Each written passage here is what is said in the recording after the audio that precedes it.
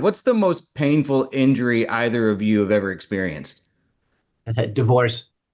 I run from pain. That's Chad's department. I've seen Chad in horrible, horrible agony. The worst pain I've ever seen you in, Chad, even though I did see you break your knee in person, was actually your back when you were training for Matrix 2. You were laid up, and it was like the scene from Lethal Weapon where the guy had to like come in and like re-crack Yeah, I him. cut my back in. I dislocated the spine out of my vertebrae. Yeah. Yeah.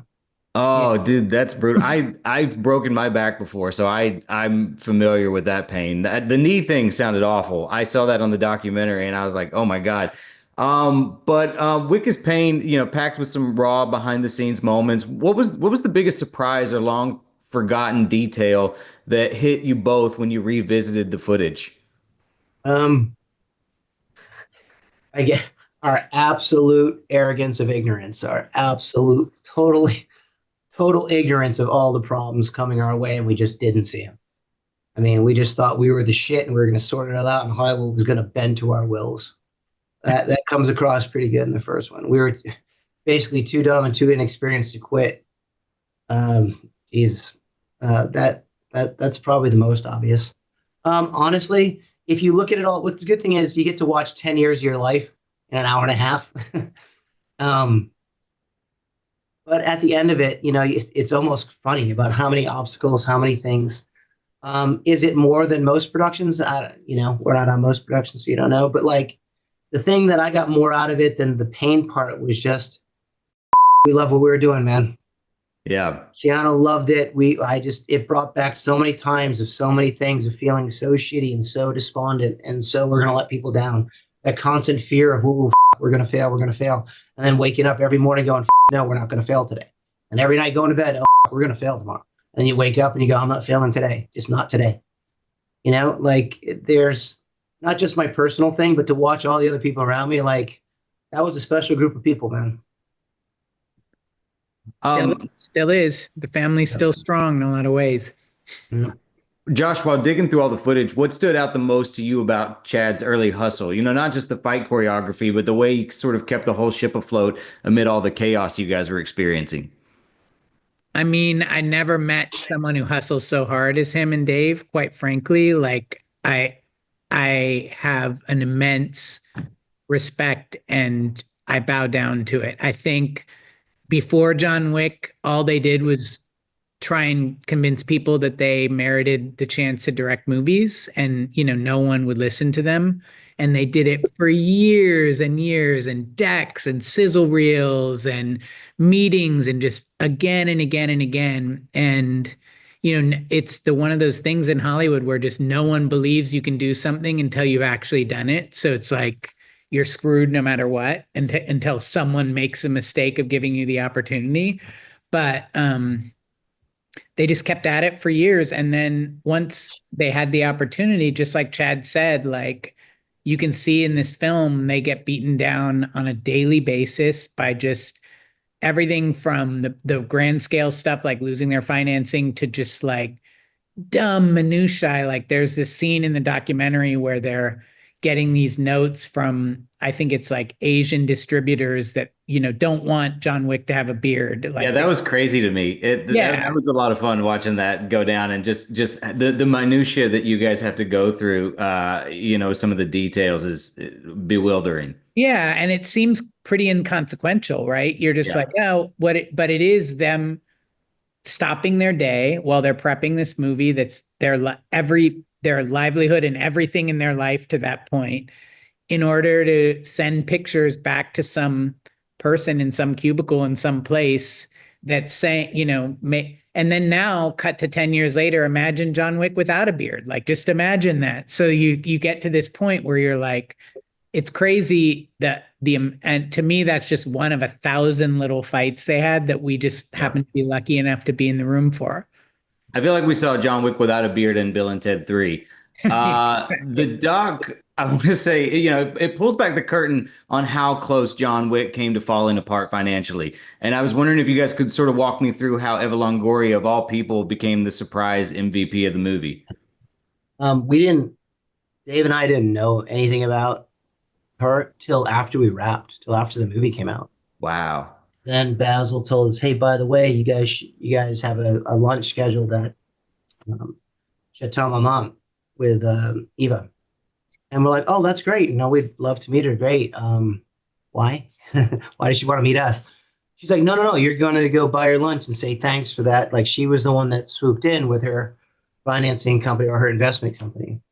And we're like, "We'll back up. What? Like no one had told us." So we didn't know till much, much later in the game. She's like, "Oh no, yeah, she's looking for investments and she wanted to invest in filmmakers and stuff." And it came out that way. So when Dave and I got to the lunch, that it was still very fresh in our minds. We had only been told a day or two before. So we got there and we got hit. We sat down for lunch and we're like, "Look, we haven't met before, but like we don't even know what to say." Right. We were very embarrassed. We were like, I wish someone would have like if someone had told us the first day, I have no doubt Dave and I would have jumped on a plane from New York, flown back to LA and mowed her lawn. Like we would have like we tried to tell her like, and we were too starstruck and thankful. We were not very cool at all. We're just like, we can't thank you, and not like we were almost in tears going, Yeah. And she was really cool, and she was like, "No, no, it's like, no, you don't understand. Like, Mal's had mortgaged his house. When I say broke, I mean we had all our saving. We had been prepping that movie for a year. We were broke. We put Yeah. every penny we could into paying our stunt teams and things. Like, it was make it or break it. Like, we were proper fucked. Seriously, like people don't. It doesn't. We didn't want to say too much, but we were fucked. Yeah. And for her to step in and she just laughed. She's like, "I just liked the script. I thought it was fun." And you're like, you literally saved people's careers. Yeah. It's pretty heavy duty, actually. Man, I love it. What a great success story, though, man. I love that the movie has that sort of background story to it. One thing I loved about the documentary, Chad, was how it touched on your time standing in for Brandon Lee on The Crow. I was curious, looking back, how did that experience shape your mindset about on-set safety and the emotional responsibility that comes from, being in the industry? Um, I'd like to think that we would have been just as safe without that event. It would have been nice if everyone Right. just Yeah. common sense, but it makes things real. Hmm. People ask me that a lot. They ask me about the safety thing, and like, look, it doesn't take any more than common sense and losing your fucking ego for a second to figure out how to be safe, right? Like that's not really the win there. The win there is I got to know Brandon. I spent a lot of time with him. Me, Damon Carl, Richard Trone, a lot of the guys that you'll see as second unit directors nowadays, like Josh says, if you look at my resume and like Dave Leach's or Damon Caro's or Richard or Darren Prescott's, the main second unit guys in the States, we all come from the same lineage. It's either the Inosanto Academy or the Matrix or both. It's one of those two. The Inosanto Academy is super, super famous martial art academy where most of the martial arts stuntmen came from. And Dan Inosanto, Brandon's dad, Bruce, used to be part of that kind of thing and go. So we got to spend time with Brandon. And, like Brandon and Keanu are very different people, very different personalities, but they have one thing in fucking common. That sheer will and desire that once they commit, they are fucking all in. I'm talking superhuman levels of focus. You will hear all these stories about everyone does on stunts and they train hard. I get that. And there are some amazing cast members out there. The ones I work with, there are two that stand above anything you will ever see. One is Keanu. The man has endurance and sheer force of will that is, he can do anything he wanted. Like he's an unstoppable force in a very humble and gentle way. Brandon had that. I've never seen somebody love like Brandon was the first guy to laugh. Like even in the most serious, most hardcore kickboxers in the world are in this room, like all trying to kill each other, and he's just laughing, having fun. Nothing turned this guy on more than working hard. Like if I never got to meet Bruce, I don't, but people say that his dad was very much like that. So to have that infused in you. So I get to come up with Brandon Lee. I get to witness all that. Brandon was a little older than us to see that kind of. I remember the day he came in and said, "I got the Crow," and we were all big James O'Barr fans and the graphic novel. Like, holy shit, this is the greatest thing ever. And then to go on to Keanu Reeves and then to go on to the Wachowskis and all like, yeah, like and then Zack Snyder and like a guy like, look at the people we come up under and learn from. like that's what you got to get out of it, is not just being safe on set. It's experiencing Brandon and the love he had for something. I mean, The Crow's a dark movie, but when you saw him pour himself into it, like that's not just aspirational, it's inspirational, right? And that's what you got to get behind. That makes sense. And I mean, I'm thankful for you for stepping in for him too, because I mean, it's one of my favorite movies. As a fan, I can just say, I mean, I think it's just it leaves such a great legacy behind for Brandon. I mean, it's such a cool movie, even to this day. One thing that you touched upon was The Matrix. I want to say you doubled Keanu in The Matrix before directing him in Wick. You know, when did you realize the two of you had a creative shorthand that could sort of anchor an entire franchise? You know, you don't know, man. Like it wasn't like a light, it wasn't enlightenment. It's Right. again, most people don't realize Keanu called me for the job. We had met Basil, we had done all this stuff. Keanu had called pretty randomly, like, we hadn't talked in a few months. And it was, hey, I got this script I'd love you to read. Like, it needs a little work on the action. What do you think? And I read it, and I swear to God, at the first day, it was called Scorn. I think John Wick only killed 2 people. I think it was like 2 or 3 people, something like that. It was a very contained Cold War kind of thing.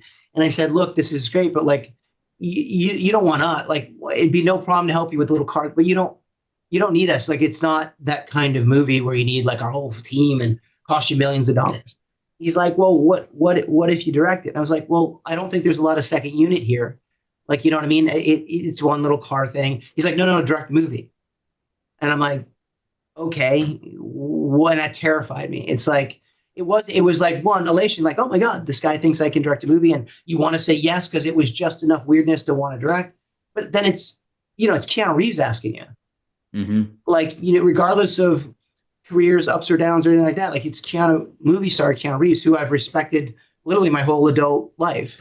Right. And I'm thinking, terrified, going, ooh, I don't want to let this guy, like, you want to say no, like, oh, come on, I don't want to mess up your career. Like, and he's like, no, I'm fucking with you. We spent that was on a Friday, spent the whole weekend coming up with this Greek mythology plan of, by that time, the shaky cam thing and everybody was trying to copy Taken, and the industry wasn't doing well. Everybody was trying to cheat. And we came back with the idea of like, look, I want to do this Lord of the Rings version of Greek mythology with, long takes and all this shit. And I thought I was like, fuck it, might as well go. And we pitched it to him on a Monday, and he said, yeah. And I never thought he'd say yeah. I just was like, okay, that's too little weird for me. He's like, no, that's really cool. And then pitched us to us in the thing. And again, from Friday to Tuesday, we had the job.